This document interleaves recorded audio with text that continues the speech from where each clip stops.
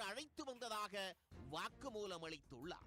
இதனையடுத்து தப்பிய இருவர் உள்ளிட்ட 3 மீதும் போலீசார் மோசடி வழக்கு பதிவு செய்தனர்.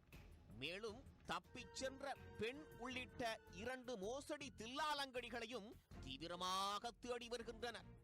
இந்த சம்பவம் கந்தர்வக்கோட்டை மட்டுமின்றி புதுக்கோட்டை மாவட்ட நகைக்கடை உரிமையாளர்கள் மத்தியிலும் பெரும் பரபரப்பை ஏற்படுத்தியது.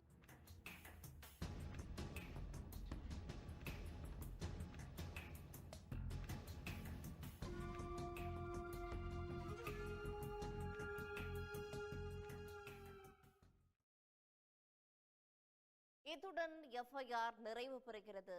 நன்றி, வணக்கம்.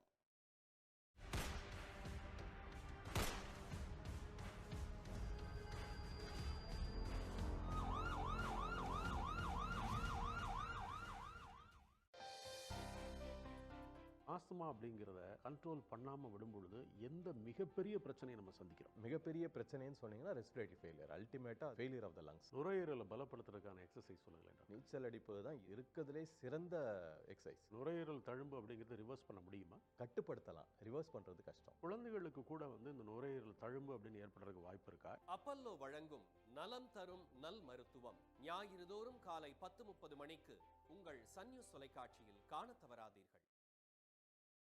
In the hills, up the street, down the valley, by the sea.